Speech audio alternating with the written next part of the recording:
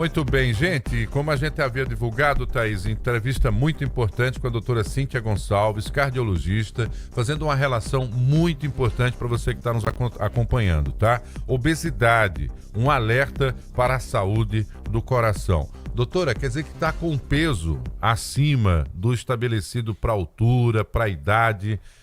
Tudo isso pode nos comprometer do ponto de vista cardíaco, é isso? Bom dia. Com certeza, Bom dia. Bom dia. Agradeço o convite pela participação e é um prazer para mim estar aqui conversando com vocês. Então, com certeza a obesidade ele é um fator de risco importantíssimo para as doenças cardiovasculares. Não vem isoladamente a obesidade. A obesidade ela está dentro de um conjunto de fatores modificáveis, geralmente, que é o diabetes, a hipertensão, a questão do sedentarismo, da dislipidemia, alteração do colesterol. Então, a gente entende aquilo, a gente não consegue separar, na maioria das vezes, a obesidade dos outros fatores, porque eles estão todos interligados. É importante a gente explicar para pessoas que não se consideram obesas, mas que podem estar dentro da faixa de obesidade. São aquelas pessoas que estão ali, ó, saindo do sobrepeso, voltando para o sobrepeso, indo para a faixa de obesidade 1. Essas pessoas que vivem nesse efeito sanfona e que têm o IMC, que já está sendo considerado na faixa da obesidade, e aí explica também para essas pessoas quais são os riscos que esse efeito sanfona também causam para o coração. Na verdade, assim, a nossa maior...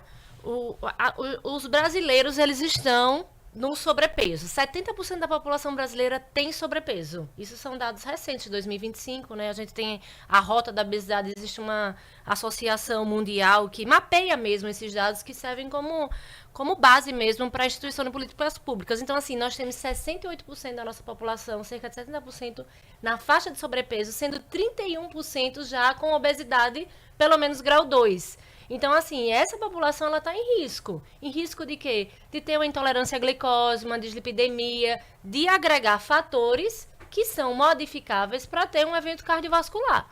Então, assim, o que acontece? O nosso corpo, infelizmente, tem memória para os pesos mais elevados. Então, essa população que perde, que ganha, que perde, que ganha, dificilmente ela vai estacionar no peso mais baixo, se não houver, de fato, uma mudança global. Uma mudança do ambiente, né? Então, assim, para esse paciente que perde peso, que sai da faixa do sobrepeso, ele tem que ter muita atenção ao seu ambiente. A gente, hoje em dia, fala muito sobre o ambiente obesogênico, que é aquele ambiente que predispõe, né? Que é aquele alimento fácil, embutido, palatável, né? Como a alimentação ela é ofertada, né? Como ela é organizada dentro de casa mesmo, né? Então, assim...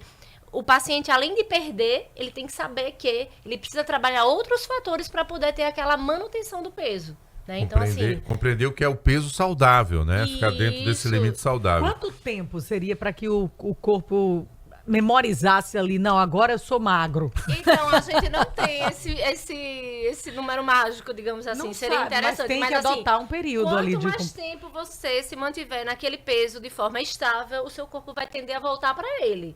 Então, quanto mais você se manter na sua faixa de peso ideal, melhor. Menor o seu risco de, ao longo do tempo, desenvolver sobrepeso e obesidade. Olha aí. Agora, um detalhe que a gente... A memória é para mais, nunca é para menos. Nunca é para menos, isso é absurdo. O que a gente lê sobre obesidade, além de tratar como doença e não mais algo ligado ao caráter da pessoa, coisa do gênero, isso é uma conquista nossa, saber que a obesidade é uma doença, é de que quando você está obeso, o seu corpo está inflamado. Essa inflamação também atinge o coração, é isso? Com certeza, com certeza. Então, assim... Aquele ambiente, né, que hoje em dia se fala muito, pró-inflamatório, né, até assim, é uma expressão muito generalizada, mas o fato é que, assim, a obesidade, hoje em dia, ela é vista como uma doença crônica, né, e o paciente que está sobre o peso controlado é um paciente que a gente diz que é uma obesidade controlada, isso é uma vitória. Como o Marcos falou, a gente sai do indivíduo. Né? Então, assim, a gente entende que é uma doença crônica que tem que ter vigilância constante. O impacto da obesidade no nosso organismo ele é muito importante. Sobrecarga osteoarticular. Então, o paciente, né, numa idade mais avançada, que mantém aquele excesso de 10, 20 quilos de peso ao longo da vida, ele vai desenvolver mais artrite, mais tendinite, mais osteoartrose. E, então, por fim, até a autoestima da pessoa, a cabeça da pessoa. Quer dizer, é uma doença global, né? E tem uma correlação direta com a depressão, né? Depressão. Que, na verdade, são duas doenças crônicas subtratadas que se retroalimentam, né? Então a gente não sabe, na verdade, se a depressão de fato leva à obesidade, se a obesidade leva à depressão, mas o fato é que elas coexistem. E não são... A gente vê que não recebem a atenção e o tratamento, né, que poderia receber, né? E às vezes até o próprio profissional, né, precisa também modificar esse olhar, né, de tirar do indivíduo, né? A gente disse assim que a gente tem que deixar o preconceito na porta, você tem que tratar, né? O Tem que eu que fiquei entender o contexto impressionado do é que ao longo paciente. dos anos, doutora, a gente achava assim, não, é porque passou dos 30, é porque passou dos 40, é porque casou, tudo tinha alguns... É porque ficou sedentário, aí Porque o sim. metabolismo lentificou, né? Assim que a gente lentificou. escuta, né? Ah, porque depois O dos meu 40 meu tudo muda. metabolismo é é. lento. Mas só que a obesidade foi descendo cada vez mais a idade e você já tem uma geração de crianças que passam ali uma parte da primeira infância, depois a adolescência e entram na vida adultas com a situação de obesidade ou pelo menos sobrepeso. Isso já compromete a saúde de alguma Com forma. certeza. A criança ela é apresentada a esses alimentos hiperpalatáveis de uma forma muito precoce, né? Então, assim, em gerações atrás, digamos assim, 4 décadas atrás, essas crianças não tinham acesso, simplesmente não existiam, né? Então, assim, hoje em dia não. O lanchinho é aquele pacotinho hiperpalatável que é prático, pega no supermercado, né? Enfim, a rotina que aquela família consegue ter.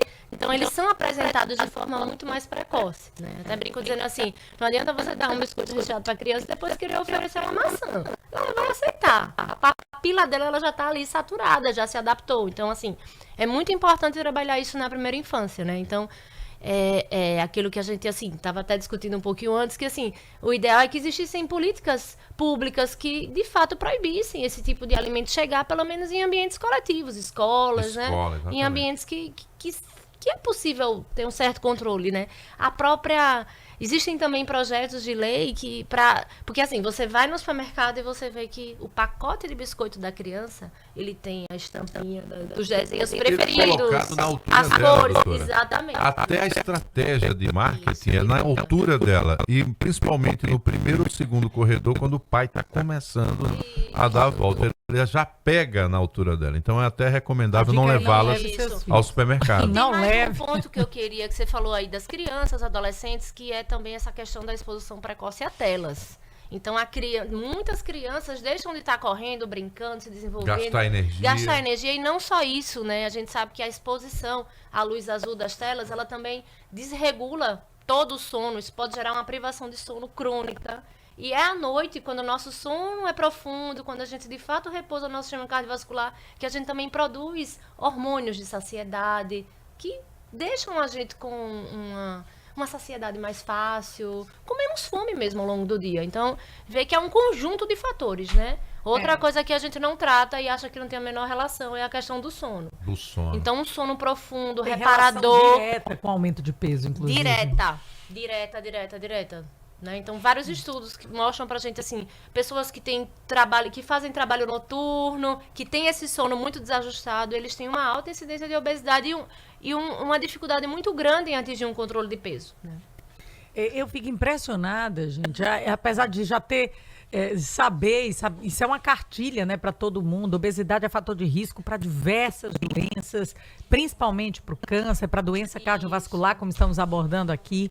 Agora, do ponto de vista do coração, por que controlar o peso é importante para não sobrecarregar o coração? O coração trabalha mais quando você é mais pesado, é isso? Ele trabalha mais, ele é exposto a uma sobrecarga muito maior, tá? Então, assim, esse sobrepeso, ele também vai acelerar, certo? Um processo de enrijecimento das artérias do corpo, que aumentam esse trabalho cardíaco. Por exemplo, uma pessoa que tem 10, 15 quilos de peso em excesso e é hipertenso, se ele perder aqueles 10 quilos, ele tem até a possibilidade de reduzir a dose das medicações, né? Em algumas situações até normalizar e ficar com dose mínima. Para cada 10 quilos de peso, a gente pode ter uma perda até de 2 pontos. Então, uma pessoa que tem uma pressão de 14/8, né? Como se diz, ela pode ficar com a pressão 12/8 se ela tiver essa perda de peso. Tal é assim, isso é só um exemplo de como, né, o sobrepeso pode interferir no sistema cardiovascular.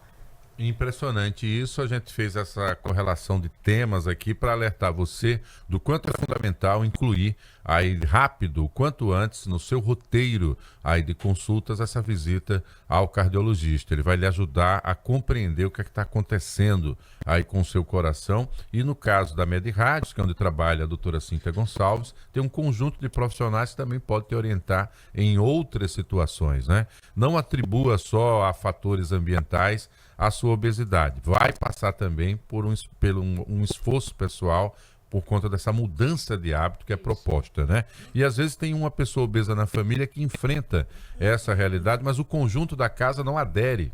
E aí é terrível, porque a pessoa, às vezes, num dia ali de descontrole do que foi o estoque de alimentos até o fim do mês, na metade do mês volta a ter os embutidos e quebra a rotina da dieta que foi iniciada. Então, se a casa não se converte à ideia de que todos têm que passar por isso, vai dificultar, né, doutora? Existe algo mais desmotivante do que dizer assim, não, Pois essa é. comida é da Pois Dona é. Maria, ela é diferente da nossa. Fica num plásticozinho, né, na Isso, geladeira. por que a comida da Dona Maria ela é diferente, É. né? Porque todo mundo não adere a uma alimentação saudável, E a né? senhora acertou, o nome da minha mãe é Maria. Né?